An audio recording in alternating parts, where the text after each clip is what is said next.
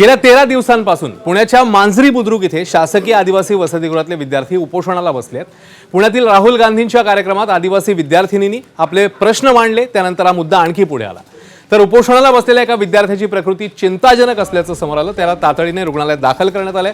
जोपर्यंत मागण्या पूर्ण होत नाहीत तोपर्यंत उपोषण सुरूच ठेवू, यावर विद्यार्थी ठाम आहेत। खासदार सुप्रिया सुळेंनी या विद्यार्थ्यांशी व्हिडिओ कॉलवरून संवाद साधला, तर आमदार रोहित पवारांनी आंदोलकांची भेट घेतली आहे। विद्यार्थ्यांच्या मागण्यांचा केवळ तात्पुरता तोडगा न काढता त्यावर ठोस आणि संवेदनशीलपणे मार्ग काढण्याची गरज आहे, असं रोहित पवारांनी म्हटलं।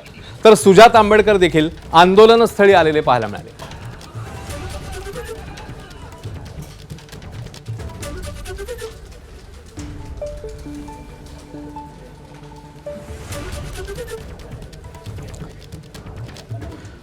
आदिवासी मंत्री अशोक उईके आणि त्यासोबतच आमदार रोहित पवार यांचं नेमकं म्हणणं काय आहे, त्यांनी काय प्रतिक्रिया दिलीत ते बघूया। 2011चा GR लागू नाही केला। 30 वयोगट जे काय आहे 30चा जो काय ती मर्यादा टाकलेली त्याला टेम्पररी स्थगिती दिली। म्हणजे या विषयातून बाहेर निघायचं आणि कसं तरी पळून जायचं आपल्या जबाबदारीपासून, अशी भूमिका या मंत्री महोदयांची तिथं दिसते।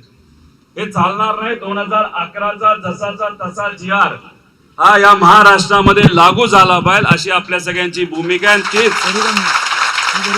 भूमिका आमची सुद्धा आहे, आमचा या भूमिकेला पाठिंबा आहे। शासन निर्णयाच्या अधीन राहून